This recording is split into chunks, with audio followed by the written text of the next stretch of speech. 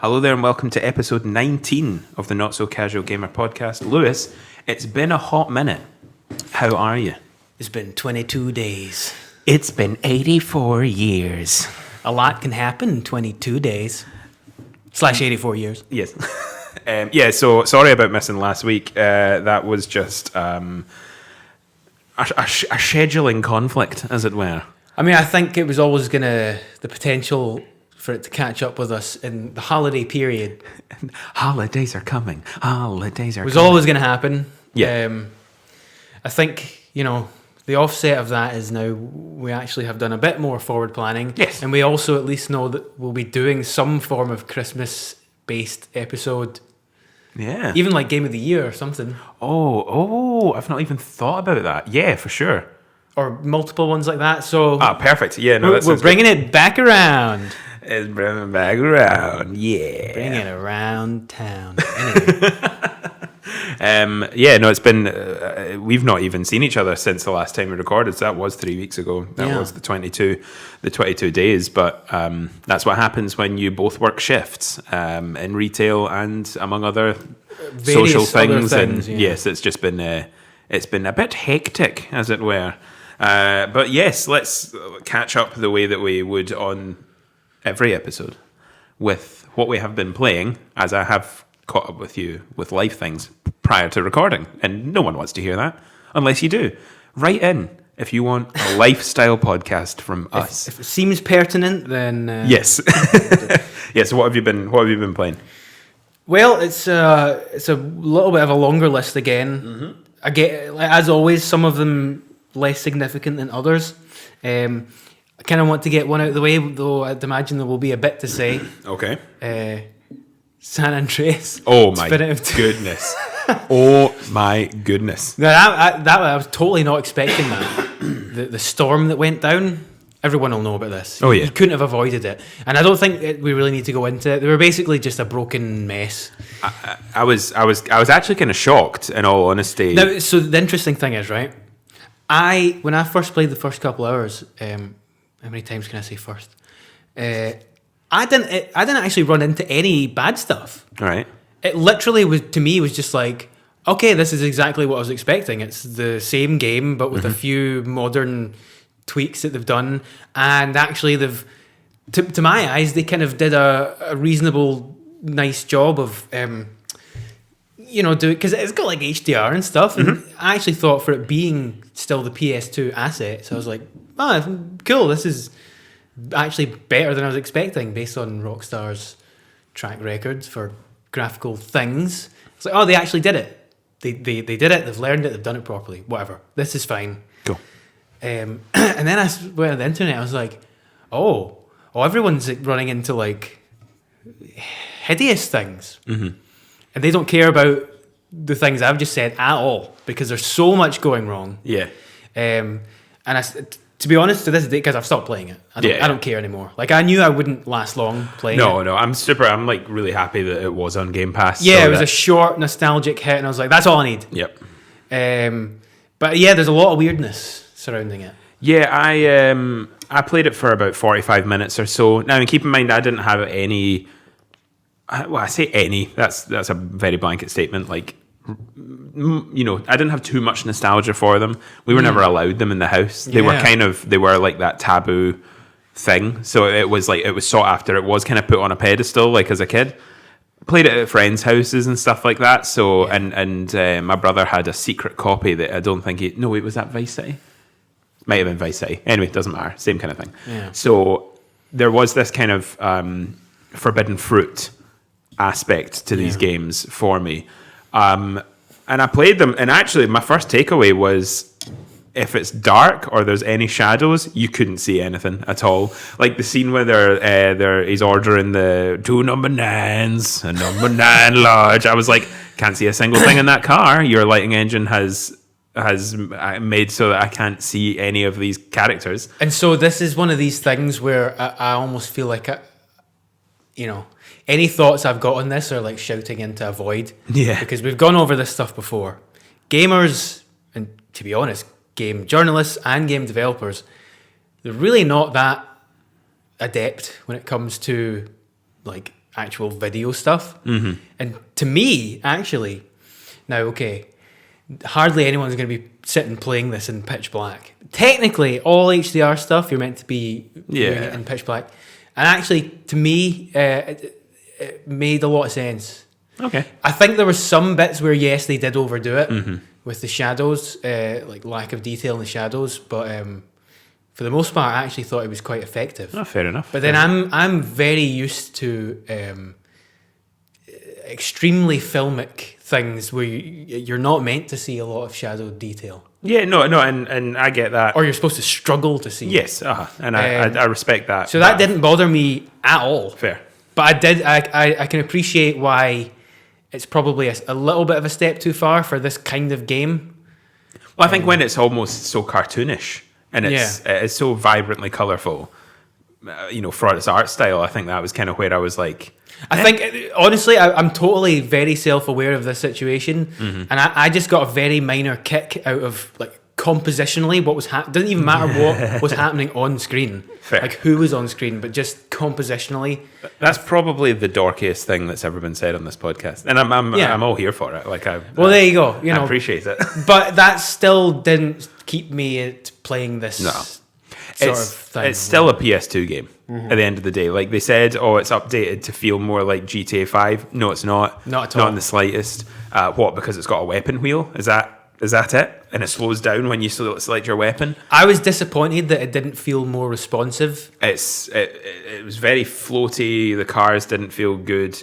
That first mission when you're on the bike, I was like, wait a minute. I was like, oh no. Yeah. This feels exactly... Because that's the only real bit that I've played of it, other than running about with cheats on and stuff like that. Did you touch any cheats? No. It's just I feel like that's only fun for 15 minutes these days, when there's just like, I don't know. It is what it is. I'm not bothered by it. I don't like it. Everybody can go crazy and get angry over it. I don't care. Rockstar will do what they do. We'll take it in turns for games we're playing? Or? Yes. Yeah, cool. So... there'll be crossover, I think, for sure. Yeah. I've got a couple of examples. Some stuff I've not played too much of. I'll save what I've been playing a bit more of. In fact, actually, no. Well, I'll do a couple. In fact, you know what? I'll do a quick fire of 3. Okay. Because I don't have much to say on them, right? Still been playing Call of Duty Vanguard. Of course. Obviously. I'm just enjoying the grind of that, I have to say. As you do. I've been enjoying leveling weapons up. Not going to bore anyone with that. Jumped into the 10-hour trial of Battlefield 2042. Yeah, it's also apparently got lots of problems, right? But fundamentally, at its core, I don't like it. Like, I don't... The guns feel terrible. Compared to COD. Compared to COD, I mean, I feel like you do fall on one side, like Camp COD or Camp Battlefield, but, it was the comments, like, all year being like, Call of Duty's a dead game. Just you wait for Battlefield 2042. And I was just, like, in the back of my mind, I was like, nah, it's not going to happen. And, like, it's not even, in fairness, I've got a vested interest in it not happening. I've invested a lot of time into Call of Duty, but... I was like, it's still just not going to happen. Like, Battlefield's never done that. No. It's, even at Battlefield's peak, it's still never. They've always seemed to be capable of quite big missteps. But it's also, does everyone remember that it's EA? I'm not saying that EA is like as bad as it's once been, but it's still EA. They're going to make some questionable decisions. They're not going to put, and that's for me saying that, I love Jedi Fallen Order and stuff like that. There's games that they've come out with that I love, but did everyone, and I'm not turning around and being like, and because of that, Activision is the perfect picture of a suitable workplace environment, because it's absolutely not, because we know that, that's a different episode, but there's a lot of stuff going on there, but it's... Anyway, Battlefield 2042 wasn't great, and the last quickfire one was I've jumped into Halo Infinite. Yeah. Have you? A tiny bit, yeah. Tiny bit. Okay, we've probably played just as much as each other. It's Halo. It definitely is. It's good. It definitely is as a Halo gameplay experience. Yes. I have not put enough time into it. I've only maybe played like 3 or 4 games, and I've enjoyed myself. I was actually doing really well. Yeah, I am so much better at Halo-style shooters than I am at COD. It is not even funny. Right, well, you've still got it installed? Have you still got it? We'll play it together then, for sure. That'll be something we should do. There's this weird part in the back of my mind that I wasn't even consciously thinking when I was playing it, but in hindsight, I was kind of looking back going, it feels classic. I'm not even saying dated. It doesn't feel dated. It feels classic. I think it does. Okay. But that's not necessarily a bad thing. It's not a bad thing. Okay. In a positive way, it feels dated. That's kind of what I would say. It's ultra refined. It's ultra refined, but there was a charm missing. Yeah. That having recently played the classics, that there's this sort of almost low texture count fun of and the sounds are there, but I don't know, there was just like something where I was like, this is really, really good, but it's just missing some charm from what I've just generic played. Almost. Yeah. But I know what you mean. That's not to say that I'm not going to play it and get into it and enjoy it. The progression system is terrible. There's not just leveling XP. You have to do challenges, but everyone's saying that's terrible. Pass, right? It's a battle pass, but but the way you don't just progress the battle pass by playing, you need to do specific things to progress the battle pass. And you can also buy the progress, right? Of course you can. I've heard someone, what is it, like $200 to just complete the whole thing? I've not seen the exact amount, but that wouldn't surprise me. But they have to. It's free to play. They have to do something. But also, that's right. Also, what was the last thing that there was? Oh yeah, and you can't select what game modes you want to play. It's just a quick play menu. You can't go like, I want to just play Team Slayer or, Yeah, I didn't really get SWAT what was going on. It's just you're chucked into every game mode, so you just play oddball over and over. That's all I played. You can imagine the chagrin when I you got just to those. You want to just play Slayer. Now it's not like the menus were cluttered or there was too much going on, but it was just because I was like, okay, what is going on? No, the menus are terrible. But that's I couldn't that make seems quite fitting with Xbox, though, doesn't it? I just couldn't make heads or I was like, can I just play team deathmatch here? Like, what's going on? No. I thought this was meant to be the full multiplayer. It barely felt like it, but whatever. It's still good to play. It's still good to play. It feels exactly the same as the beta I played a couple of months ago. So yeah, I've got one more big one, but I'll save it for. I think I know what that is. I think you probably do, but it's also on mine. I'll rattle through some of my. Maybe not then. Okay, interesting. Right. Okay. So here goes my indie elitist asshole phase. All right, I'm just gonna try one per episode, of course. Yes. Played through The Pathless. How was it? Very disappointing. Oh. Really boring. Oh. It's like, it smacks of, the guys that made Abzu, Journey, whatever. Sony went to them and like, can you get another one of these out for PS5 launch? Yeah. And it's just, I mean, a lot of the premise is cool, but it's far too drawn out and sparse for its own good. Okay. It just is so dull going between bits and just getting it done. It's become such a chore. It's like, if this was a much more condensed version of what it is. Yeah. I mean, it's not even particularly long. I think it took me 6, 7, max 8 hours. I'm surprised you stuck around for the full runtime. I mean, there was definitely some cool sights and sounds and stuff going on. I mean, even the DualSense stuff was disappointing. I was expecting that because the triggers don't even do anything, and it's all based on a bow. Oh come on! They do nothing. That just seems like unless my controller's broken, it was doing nothing. So disappointing for sure. But whatever. I finally got it out of my system. So what you're saying is, don't play it on Apple Arcade on my phone. That's what you're saying. That will be a big waste of your time, I think. It's getting deleted right now. Do that. Let's see. Alex was over and we sat and played through the Radiohead exhibition. Of course you did. Whilst, Oh, yes. as, the usual. As implied, yes. I mean, I absolutely loved it. Okay. It's just so deliberately, ridiculously weird, but it's so well done for what it is. Like, it's just a beautiful thing to walk through. That's all you do. I know. You just walk. And if you like Radiohead, then it works. I vehemently don't. So there you go. That's fine because many others will not even though this exists or whatever. But I just love that this is something that has come out. Like, what? Well, I think it's a great idea. How is this a thing? And it's free? Yeah, no, I think it's a fantastic idea, and I think there's a lot of artists that I think would benefit, or not, maybe benefit's a wrong word, but I would love to see do something like that, something where there is like imagery attached, you know. Yeah, just I can't even think of anything off the top of definitely my head, my kind of thing. Yeah, yeah. No, I really like the idea. It's just a shame that it's the band that it is for me personally. Yeah, but that's fine, you know. Yeah, no, I think visually there's just a lot of great things to like about it. And I've heard that. But anyway, that's not much to say about that one. And the last one, one which I really love, and it's another one that just went straight on Game Pass. Yeah. I just love Game Pass so much. XO1. I love it. XO1. Okay, XO1. what is it? It's another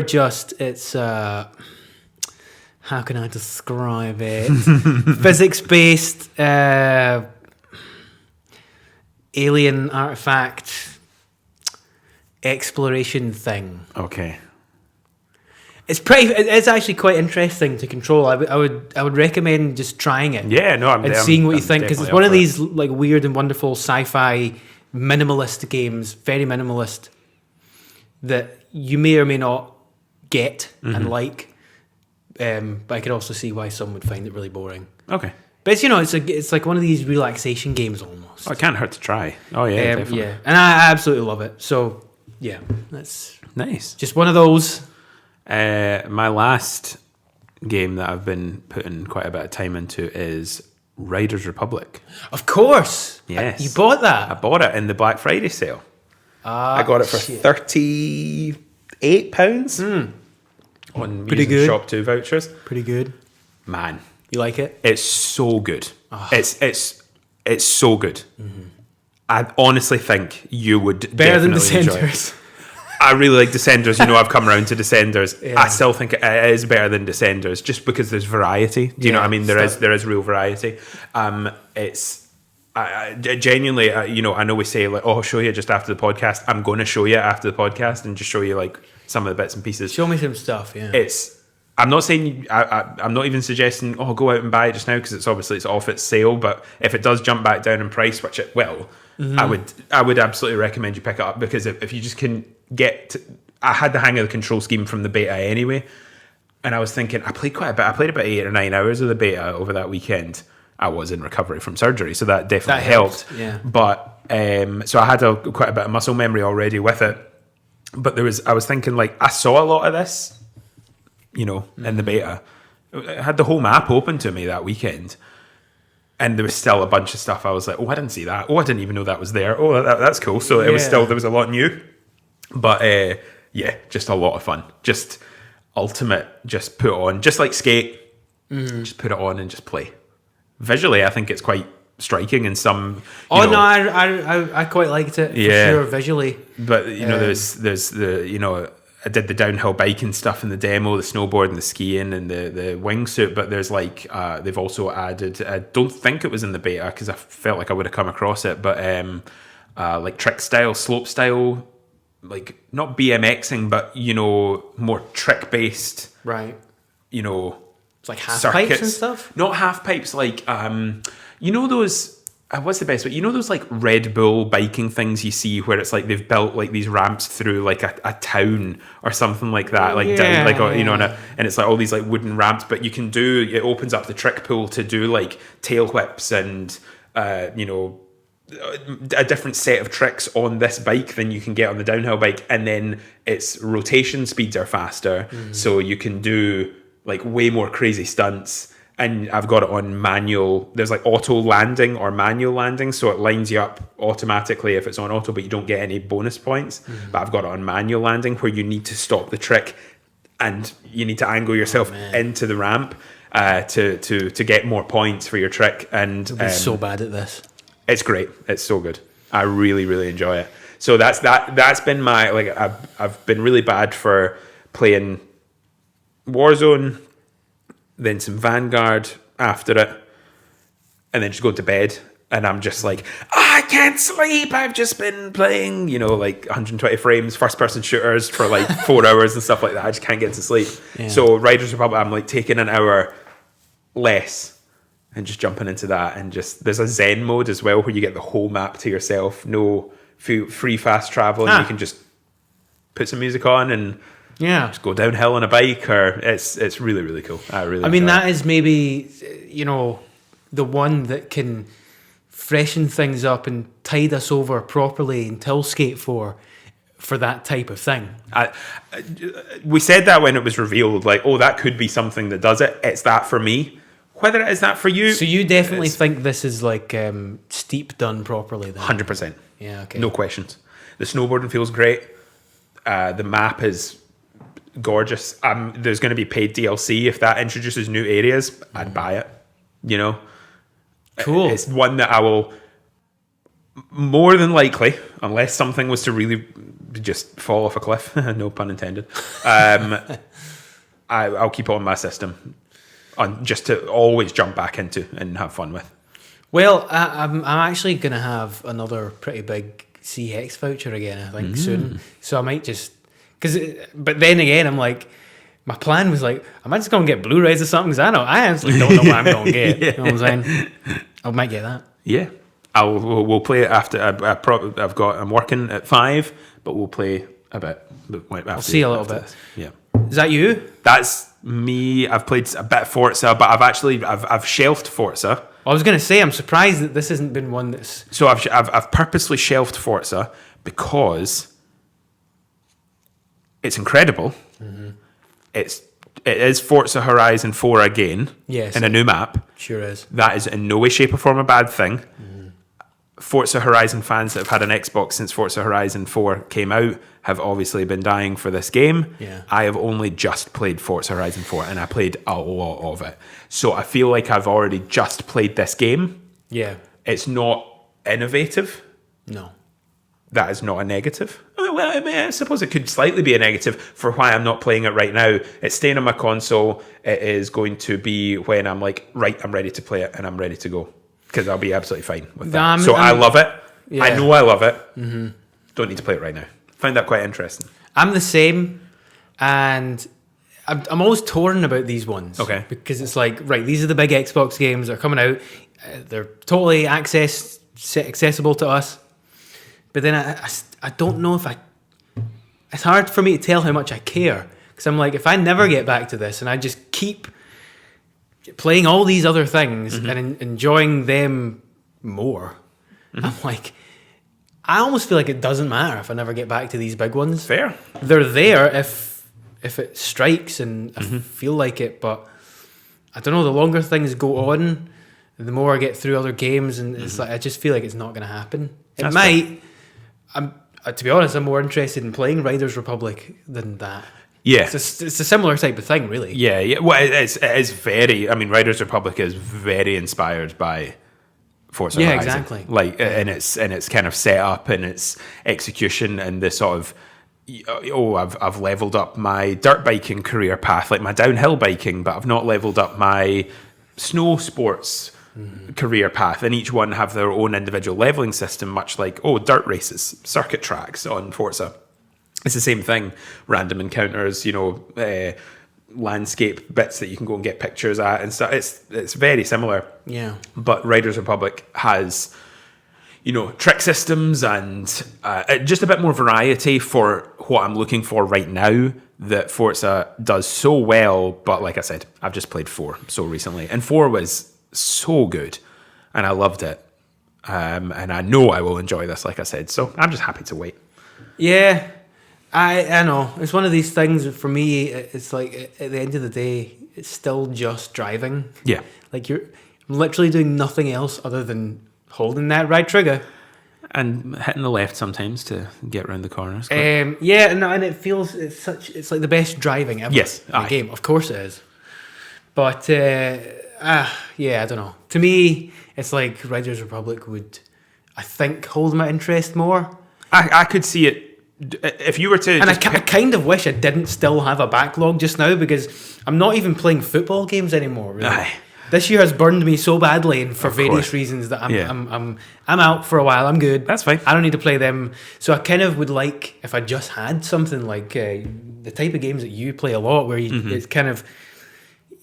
not necessarily unwind games, but open-ended ones where there's no end point to them. It's just you can just sit and that's what you're going to do at the end of the night, sort of thing. And I don't know. I might. That's definitely. I've really liked. I've hardly touched my Xbox, just purely because I've got Vanguard and Riders Republic, and they have been taking up my time. But I've been. It's not outside of Warzone. It's the first time in a while that I've been like, oh, I'm looking forward to finishing work tonight and going back and leveling this gun up, which is the most ridiculous thing ever. Or playing Riders Republic. You know what I mean? Like it's looking forward to it. And sorry, Halo Infinite campaign, I won't be getting to you for a while because the Warzone map comes out that day. The new Warzone map comes out the day that Halo launches the campaign. That's bad timing. It got delayed a week. Okay. Yeah, it was going to come out. It was actually going to come out on Thursday. Got delayed to next Wednesday. So I'll get to the Halo campaign. I'm looking forward to it. No co-op at launch though. That's right. And I will. That is also something I will play. Yeah. But I can't, like with all these types of big budget things these days, it's highly likely that I'll drop off after a few hours and never go back. It's open world. I'm a bit worried about it being open world. Yeah. But we'll see. Not that I've got like I've got a slight vested interest, but I don't want to be like, I am now a Halo fan. Well, it's going to be there for us. I couldn't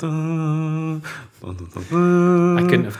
I am familiar with that. Oh, you played Halo 3, you should know that. It's been 14 years. It's been 84 years. 2 Titanic references. Well, the same one, twice. That's fine. We can do that. I'll go on. Well, I think that actually leads in fairly nicely. Take it away. To the topic of today, which is a discussion on escapism in video games. Escapism. And there's a few questions that we can ask each other. Or open to the table. And we are at a table today. We're quite... This is actually... this is the best setup, This is the best setup, yeah. Got to say that. I would agree. Escapism. Yes. Is it all games are good for? Yes. Is it a bad thing? Okay. Are they a waste of time? Interesting. Are they the ultimate form of escapism? We're just going to talk about it. Okay, right. Yeah, well, let's start with... I'd like to start off with, are video games in the entertainment medium the ultimate form of escapism? What are we meaning when we say escapism? Well, I suppose it could be a couple of things. It is literally just being able to switch your mind off from your day-to-day. Yeah. And engage in something else. Mm-hmm. You could say that for movies. You could say that for TV shows, a long-running drama series where you're just focusing on that. An album that you're listening to. Escapism. Of course, they all are. But with video games, you've got that extra layer. Now, you've also got escapism in the fact that there are literal full worlds that you can escape into, that you can live vicariously through. It's quite a recent thing. Yes, absolutely. I mean, what comes to mind straight away when you're thinking getting lost in a world, and I'm only looking at this as an outsider because I've never fully even been lost in these worlds, are your Bethesda games, are your Elder Scrolls, Fallout, things that my mind immediately went to, like character creator. Role playing. Yeah. World of Warcraft. You can see why it was immediately the butt of nerd jokes and 100%. So it is a grey area because and it's hard for me to assess this now because I've obviously, which has been well documented, fallen off the all-encompassing game. Yeah, the game that takes over your life effectively. The one that you're supposed to immerse in and be stuck in the world. Well, you bring up a perfect word. I mean, in every review ever, the open world was immersive, and it was, highly detailed and very, immersion, yes. So, you look at games like World of Warcraft is probably your most famous first example of like an MMORPG. Well, I think that it was in the public eye, as it were. Even just to me as a kid, that was really the first I'd ever heard about that because you'd heard of. I had heard of like Baldur's Gate and stuff like that, which to an extent, you could argue, was that kind of idea as well. Why is it always fantasy as well? Like high fantasy, like I know. Tolkien inspired. And my, you sort of asked me over message last night, my kind of one standout example of, growing up. Because, in my teens, mid-teens, late teens, I was very, very into these Western RPGs and kind of big immersive games or whatever, and always looking for the next immersive experience, because I can't even really explain it now these days. Like, why was I so into just doing that and literally? Well, what? I mean, I know your example, right? So yeah, I mean, like the Elder Scrolls. Yep. Oblivion and once Oblivion clicked for me at the age of 12, I was like, goodbye. I'm still goodbye, not, everyone. Yeah, exactly. I'm still not very good at these things, but I sure do love them. Yeah, because it made you feel at an impressionable age like you had so much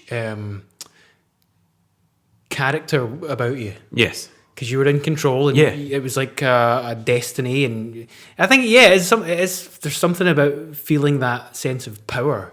So I think there's the maybe a character creator aspect. There's obvious examples, and I mean the fact is there's like a whole South Park episode dedicated to that World of Warcraft. It's like the highest rated South Park episode of all time, where they have these like World of Warcraft, or like I can't remember if they even call it World of Warcraft. But they're just like sitting at their computers and they're like morbidly obese and they've got like all this zits and stuff, and they're just like sitting there like Cartman shouting on his mum for like snacks and but it's stereotyping it, but it is like the most popular South Park episode.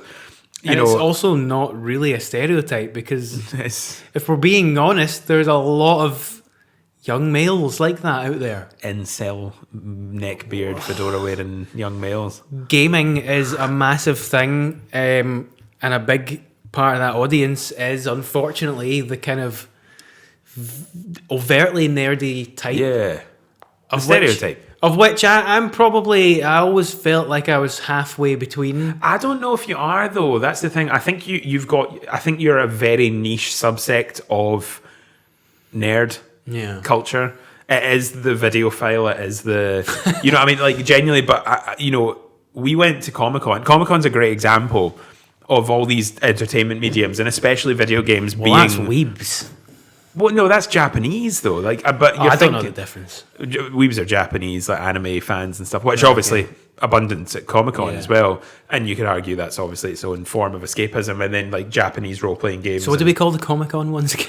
They're just full-on dorks. They're just mega dorks. Like, but no, I'm talking like the people that dress up as I'm sorry, right? Whoever did this in Comic-Con in front of us was never going to hear this podcast. But do you remember walking out of Glasgow Comic-Con and a man in full army gear, tactical rolls in front of us with his mate behind, giving each other signals on how to maneuver through, hiding behind stalls and doing hand signals to move through the con? Yes, I remember this. So, that is what video games bring. That is it personified. That's the one day of the year where people like this go out. But they're still living in this world in their mind. It is the ultimate form of escapism in media. You can watch a movie. Yeah. Like the Star Wars universe for me. Any form of medium that I can take will allow me to escape into that world. There's also Star Wars video games, and Knights of the Old Republic is getting remade. And you bet your bum dollar I'm going to be like making my character. So my branch off point from all this. Yes. Us as fully grown adults now, still very much into games. I don't think that. Right, okay, but no. Yeah, officially we should be. Yes. So obviously for me, a big part of it these days, I'm quite comfortable in kind of absorbing a lot of the indie stuff and treating it as pieces of art. That's like a big point that I make a lot of the time. Yes, of course. I kind of put them on the same level as why and how I would consume like music and films. Okay. Most of the time. Mm-hmm. There's still a section of games where I would put them on to literally take them like at surface level in terms of, oh, this is a silly fun game to play as a game, like why you would play a board game with somebody, like Overcooked. I was just thinking exactly like Overcooked. There's definitely that's gameplay is king. It's not escapism. It's sociable fun. And even if it's not a multiplayer thing, there's certain ones where you could play them for comedy. Yes, yeah, for sure. And I think that is part of what makes the medium unique, in that you can have experiences that give you a range of different emotions while being in control. Yeah, I think the control's the biggest aspect. I think that's the vessel of, because you're interacting. It is, I'm thinking, well, with your indie games. Your little paxy little indie games you got going on there. You keep them. You keep them.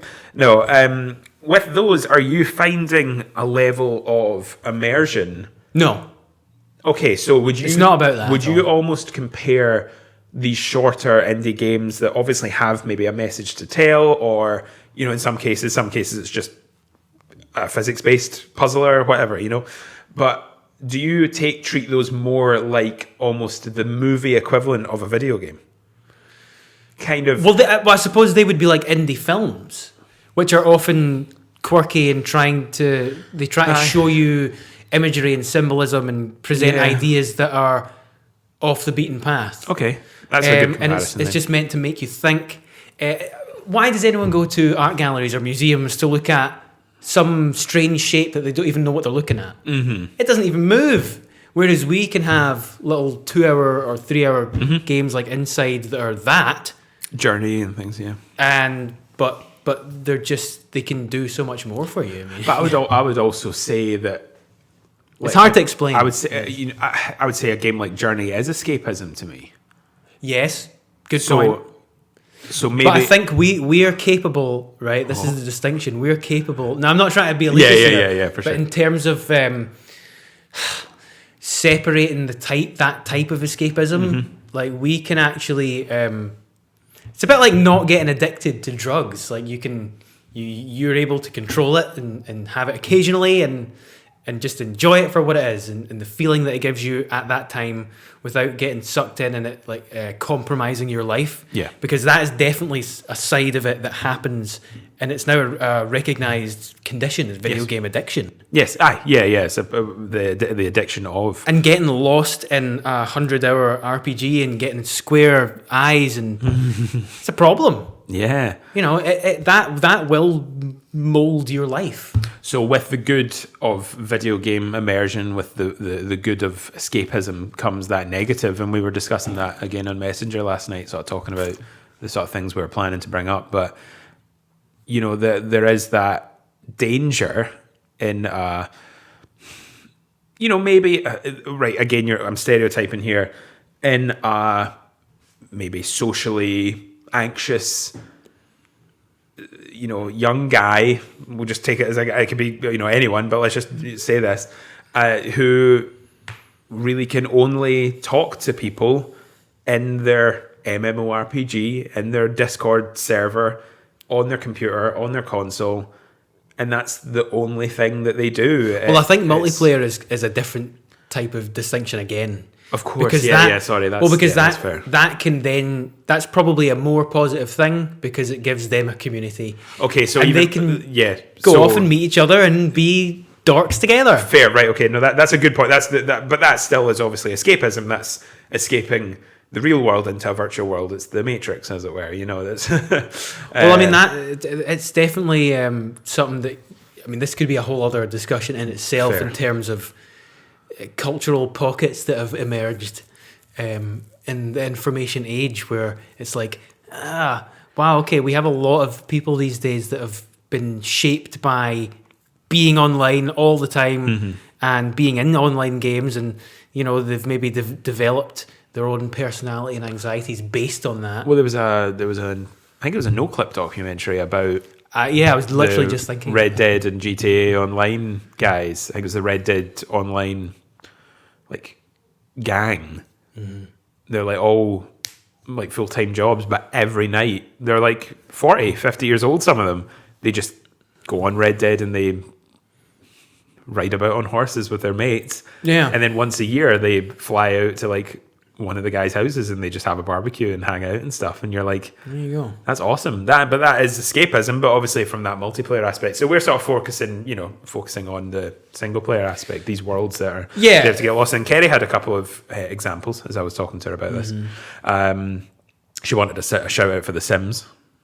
I think The Sims is that was one that I lost a lot of hours. Ultimate form of almost trying to design your perfect life, design the life you don't have at that time, what you want for later in life, and then feels dangerous, doesn't it?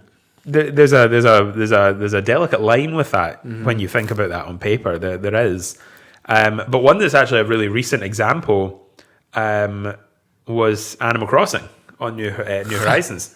That was the ultimate form of escapism for many people, because of the circumstance. Many casuals, and myself as well. But like, it was the beginning of the pandemic. Yeah, we were locked down. It literally took our mind off of what was going on outside the window. Like, nothing happening in this city that we like can see from our window, but we're just like on this island, just building a bridge. But it keeps coming back to these same questions because there was a certain segment of voices you heard when the pandemic hit that were like, oh, you should learn new things and do productive things during this, seize the opportunity. So why did so many of us just go, nah, I'm going to sink hundreds of hours in Animal Crossing and not regret it? Like, I don't regret a single minute. What is this mystical power that video game? Like, it really is a hard one. You're making progress in something, regardless. You're progressing, but outside the game, it's meaningless. That's the problem. For sure, but it scratches that brain itch. Unless you can turn yourself into a pro gamer, in which case that's a different kettle of fish. Of course, that's his own thing. Let's pretend that's not a thing. Yes, for this discussion. Let's just pretend, for the good of all discussions, that pro gamers don't exist. No, that's not fair. I watch them. It's fine. Genuinely, sorry, a bit of an aside talking about pro gamers. There was the World Series of Warzone, of course, which is a thing. The World Series. Yeah.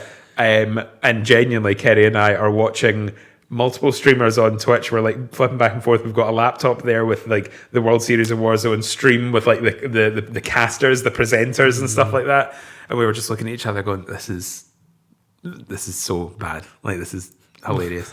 Just because, like, why are we watching? Like, how's it come to this? But anyway, I suppose that's its own level of escapism as well, where you can live vicariously through the well, ultimately, right? I think because these are like digital. It's some people would say it's no different to watching the World Series. Is it baseball? Is that baseball? Right. So, it's just a digital form of a competition. 100%. No, it makes sense to me. I was just being facetious. And I think this applies to pretty much all games, particularly in recent years, where I think that the appeal of it is that you're able to see. It's like a window into like not the boring world. Yes. So even when you're just talking about your run-of-the-mill bro shooters or whatever, they're still designed to be exciting and flashy and things that you just wouldn't see in real life. And ultimately, I think that's what it comes down to. And I think that has evolved games to just become more and more addictive and appealing in that way. Because obviously when they first came out, it was Pong. It was like hardly anything. It was literally was just like a funny little thing to laugh at. And be like, okay, well, that's us done that for an hour. Let's go back to doing chores and stuff. Chores. Have you filled out your chore chart? But now, and this is just the trajectory of technology as it advances, and particularly, and a big point now is going to be VR.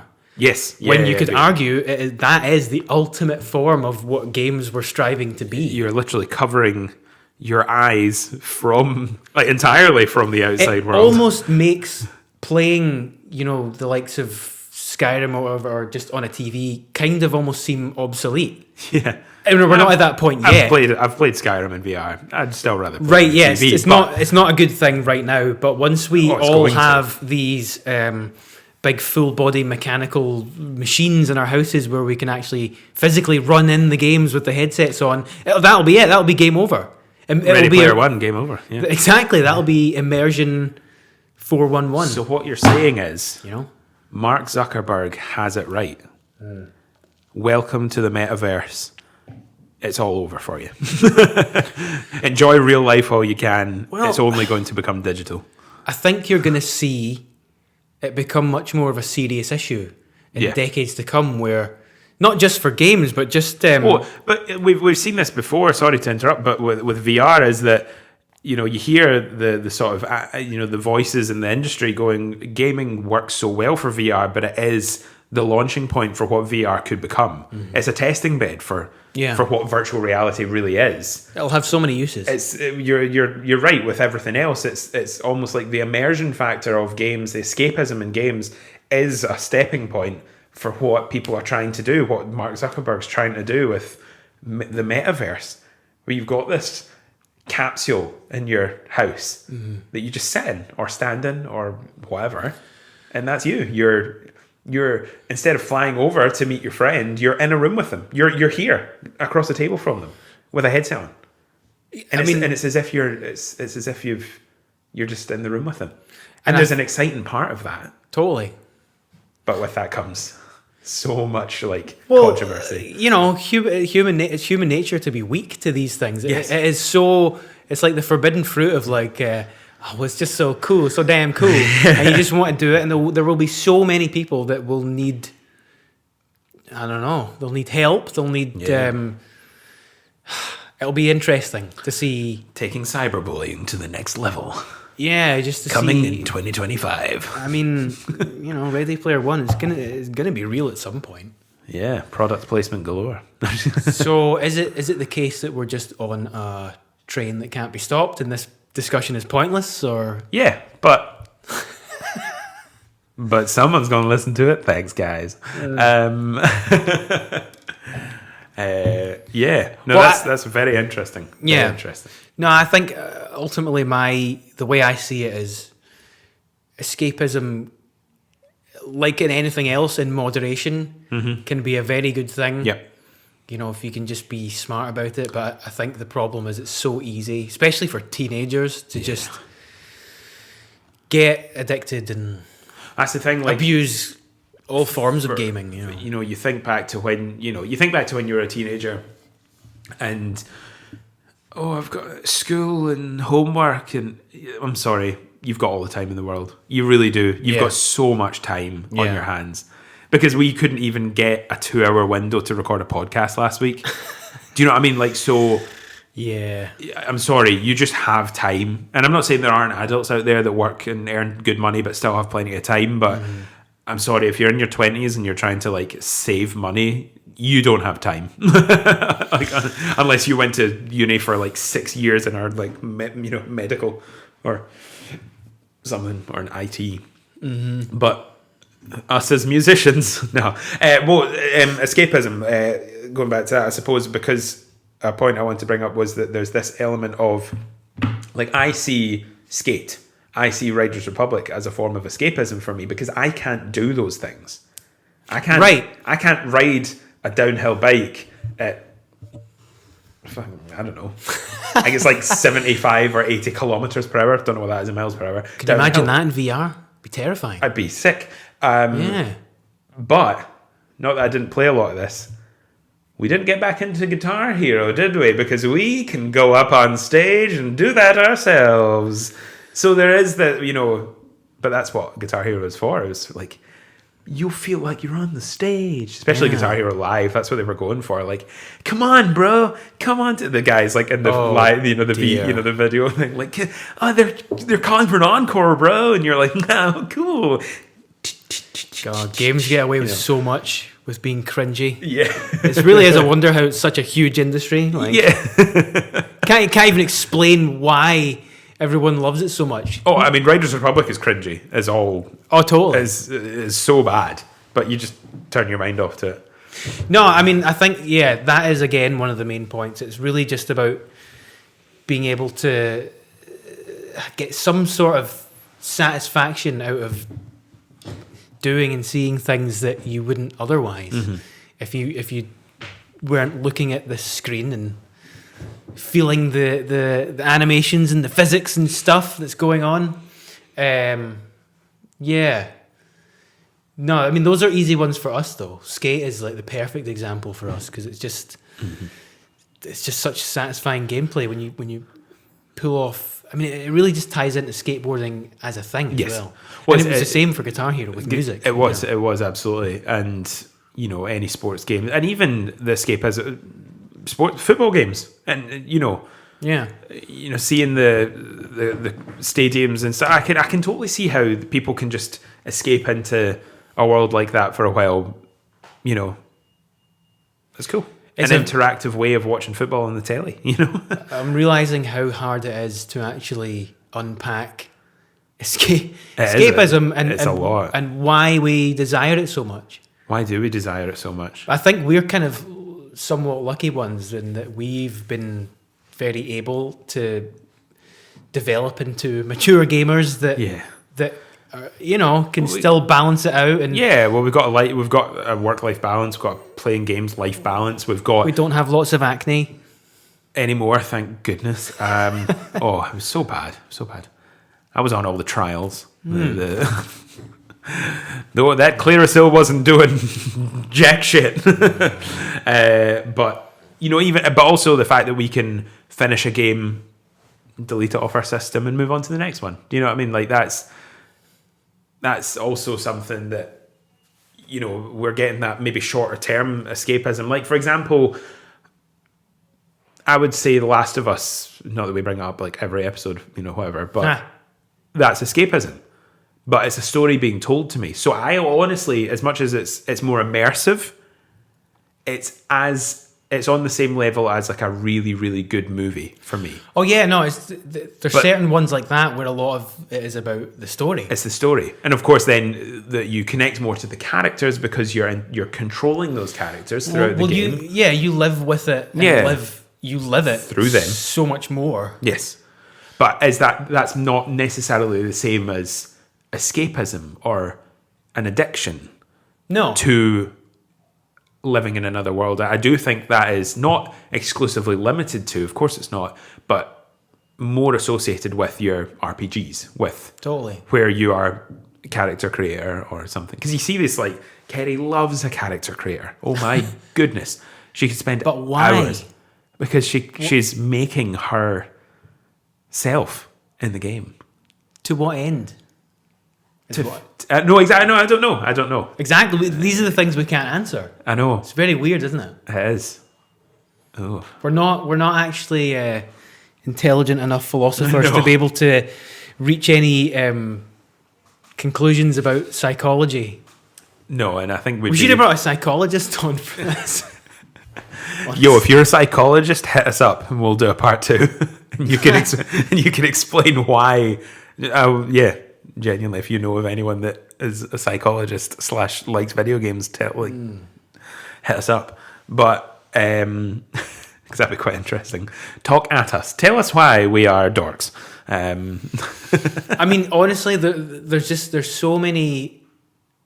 And I don't actually think enough people think about games as deeply as we're trying to do. Because there's a lot of angles you can tackle this. Yeah. I mean, they can quite simply be a good medium for catching up. Yep. Like, you know, in the past you used to have to rack up a phone bill if you just wanted to sit and chat to your friend or whatever, but now you can just go online and kind of fiddle about in a game and not even really pay attention to what you're doing in the game, but just be talking. Well, there was a perfect example. There's, you know, everyone's looking, you know, as always happens when, you know, a new Call of Duty comes out, they're always looking, what's the quickest way I can level up my guns? You know, like, what's the way I can get the most XP and level up my guns the quickest and do this grind as fast as I can. And genuinely, the saddest method came out to be true. Mm-hmm. And that is jump into a solos game of zombies, kill 35 zombies, because after 35, the XP level drops off per kill, back out, start again. It takes 1 minute and 40 seconds, 2 minutes to get the 35 kills. And because it's on PS5 and you're playing solos, it loads super quick. So I was like, I'm going to try this, but not for long. I'm just going to put a podcast on in my ear, 20 minutes. I'm going to see how much 20 minutes does. And I finished the 20 minutes and I went, that was effective, but I never want to do that ever again. So, but on the video that was explaining, like, because I was like, a video on how to level the guns up quickest. I'll watch that with my breakfast this morning or whatever. Yeah. And it was like, you could listen to music or put on a podcast or jump into a Discord chat with your friends and catch up. And I was like, and just as soon as you said that, my mind went to, it could be the most mind-numbing thing that you're doing, but you're making progress. It's scratching that little... You leveled up, itch in your head, and you're catching up with someone. You're on a Discord chat, you're on a party chat with someone, it's... Dopamine, yes. It's so, I mean, people will go to the extreme lengths to do whatever. So I've retired that method. I'm not going to do that. But... I think that is actually... dopamine is really the driving factor behind everything, really, isn't it? The last sort of headline that I had, as it relates to the kind of topic, and this is one where it can swing both ways and either help or hinder when it comes to like depression. Yes, because you can make an argument for it helping that and getting you out of it, depending on what the game is. Or actually as a means to just sink further into it and withdraw completely. Yes. And that's when, people would get worried about a relative or whatever. That's interesting. And I don't think I've ever probably gone that low in terms of just playing games too much and that being what I thought about more than anything else and that just being a way is to distract from life. I don't think I've ever gotten to that point, but I know that it's definitely possible. Oh, absolutely. I'm and not, it seems like a really sad thing because it's like they've disappeared off the face of the planet into games. You hear of these positive stories of people reaching out to tweeting game developer X. Oh, your game really helped me. Your game really saved me from this place. Yeah. And that's like really good, but you don't think about the flip side that it becomes that all-encompassing, that addiction, or because you won't hear from them. That's it. You don't hear from the person who's just jumped into Skyrim for the 1100th hour, and because it's possible their dopamine receptors are just worn out. Yeah, like they've just done it so much and become so withdrawn that that's just what they do. Well, they're just not even thinking about it anymore, So there's that multiplayer community aspect. It's actually something I'd like to talk about more, like maybe in another episode we could do like, the good that comes out of, that social aspect of gaming. Because even for a time there when I was in Warzone, it's like, there is that sense of it brings you together. Like there's that camaraderie. Like, we did it. We did it. Yeah, and like even like down to that. Like I've got friends that I never thought would be like talking to each other on COD. Yeah, like people in work from a friend group outside of work. And where I'm like, oh, so and so's on. Let's jump on with them, and there you go, and that's it. So yeah, that's obviously a positive to the escapism. But I've always seen something like Warzone as a competitive, fun gameplay loop with a social aspect. If that last little bit wasn't there, that social aspect, I wouldn't have played it this long, or I'd just play solos, and I hate solos. Yeah. Do you know what I mean? Like solos in Warzone, I hate it. So it does just seem kind of lifeless almost. Yeah, and no disrespect to anyone that enjoys solos and the challenge of that, it's hard. But the gameplay's still there. The sense of achievement is still there. I've won a game of solos. I was still chuffed at winning that as well. But there's that last thing missing for me personally, and it is that social element. Totally. So that's where I don't see Warzone as an escapism method for me. It is. Yeah. But I don't view it as that in the same way that I would view... I don't know. Even Skyrim, even Fallout, that I've not found myself escaping into. Maybe not that it's an avatar but you're sort of doing dialogue choices. So Witcher would probably be my, Witcher's a good example, you know, because it was so huge in scope. So huge. But and this is Assassin's Creed even. You know what I mean? Like of old. I mean, for me these days they are kind of the perfect examples of like I'm going nowhere near that. Oh, 100%. Because they have just become soulless hour suckers, and I'm like, that's it. That's exactly the type of time wasting I want to get away from. Yes, there's good time wasting and bad time wasting. So I suppose a question: are video games a waste of time? They definitely can be. Yes. I think for me, it's like these days I'm so conscious of making sure that every hour that I spend with games, I'm getting something valuable. I'm seeing something interesting. Yeah. Like I don't want to.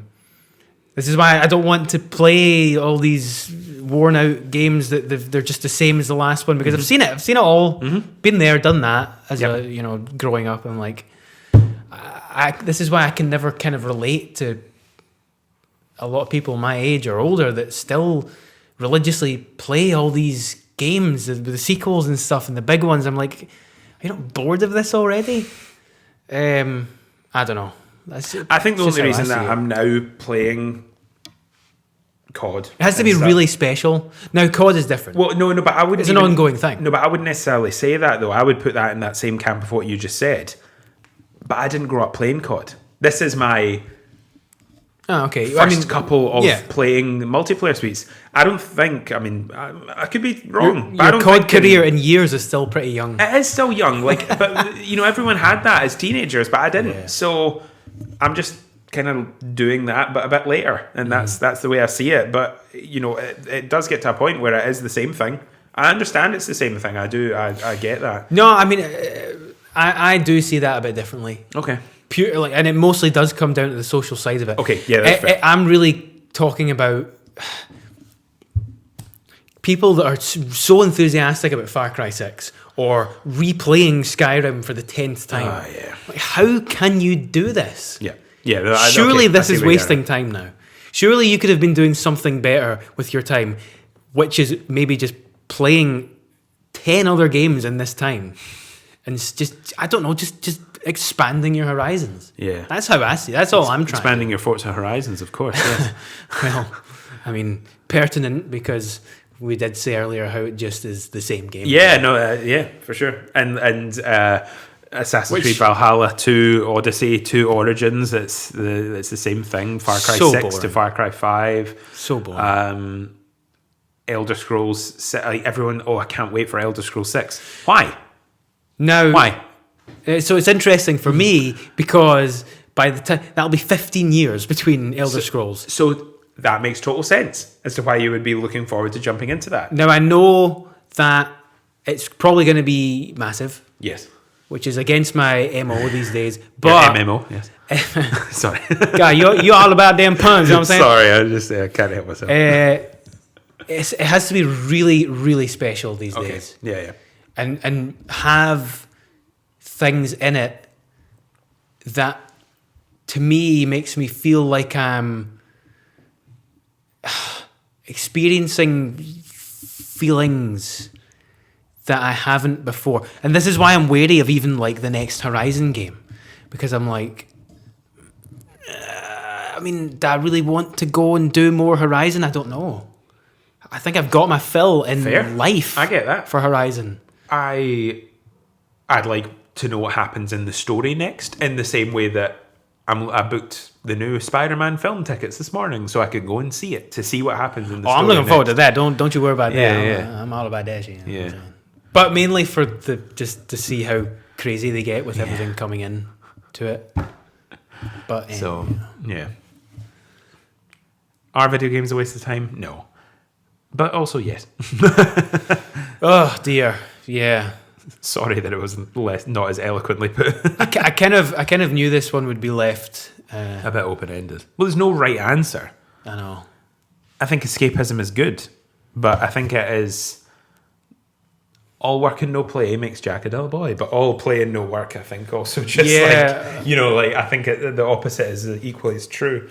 Unfortunately, it's just one of these things that like alcohol, it's up to you to manage and interpret it. Yeah. Because it becomes your whole life otherwise. We see people like this at Comic-Con, and it's their whole life. Their whole life is this game or this community, and that's... I think if you can... It's not a bad thing. If you can live that and be genuinely happy, then fair enough. 100%. And again, if you can become a pro gamer, totally fair enough. 100%. My God. But there's definitely a grey area where it's like it can be perceived as, oh, you're just pissing your life away. Mm-hmm. You know, but then it's like, well, you know, if they had been watching films in their free time instead, you know, is that just as bad? Or? But also, this is coming from the same people that would say, I'm watching Walking Dead for the 7th time through. You know? I don't know how you can do that. Oh, yeah. So there's an element of that in every medium. I think everyone's guilty of it in their own way. Mm. And even if that's in books,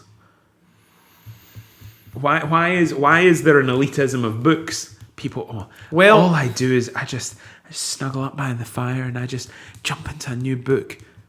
Okay, well, what are you escaping from? What's going on in your life that you need to escape from? You know what I mean? Like but there's a sense of sort of prestige with that form of escapism. I mean, I do think there's something to be said for, I mean, people that read a lot of books that aren't just trash, like, you know, rom-com, but I don't know what the like, you know what I mean, like teen drama books, and Twilight and stuff. They tend to be smarter, because that is how you expand your vocabulary, but tenfold. Are their reflexes as sharp? Think fast, and then you throw a book at them. Okay, and they can't catch it. No, there's definitely a lot of good that games can do. They can brain train, and they can. But also artistic, you know, people that play games go on to create games, and they become digital artists and create these gorgeous worlds, and it's very in its much own case are a work of art, or become storytellers through this medium. Yeah, right. There's writing in there, and you'll maybe hear a wonderful soundtrack that you wouldn't have otherwise. Yes, because it's in this game. It's not in a film. It's in this game. Yep. Journey. Obviously one of my favorites. But, so it's all this stuff that you can get from games that, of course, they're good things. Yes. But be wary. Essentially, because they are the most dangerous form of creative media, I think. That's a good line. Yeah. You just got to know how to wield them, man. You know what I'm saying? I think that's ultimately what we've said. I think it is. Over the last hour or whatever. Yeah. Which is hilarious. That was good. Are we calling it? Oh, probably. Yeah, I think so. I think we'd just be repeating ourselves if we kept going. I repeat myself when under stress. I repeat myself. Sorry. If there's any King Crimson fans out there listening, out of the 30 listeners, there you go. That's one for you. Oh, good stuff. There won't be. No, there won't be. Yeah, cool. Well, we'll finish up there. It's not maybe a topic we'll revisit if we get a psychologist on. But yeah. What's next on the old list? We've got, let's look at the calendar. Let's look at the calendar, as it were. How many more are we fitting in before the Christmas time? That's a good question. Probably, well, before New Year, we'll get 2 more in. We'll maybe need to record one that goes out like a bit earlier in the week, that goes out later in the week. But anyway, that's nothing for you guys to care about. But we'll stick to our schedule from here on. Try our best. I'd love to do a Game of the Year episode, and we've got one planned for next episode that we'll talk about then as well. So thank you very much for listening. Sorry for the delay on this episode again, but we do appreciate your patience. And yeah, have a good one. Stay safe. Don't go to South Africa. Don't escape too much. Listen to us instead for 1 hour out of your escapism day. Goodbye.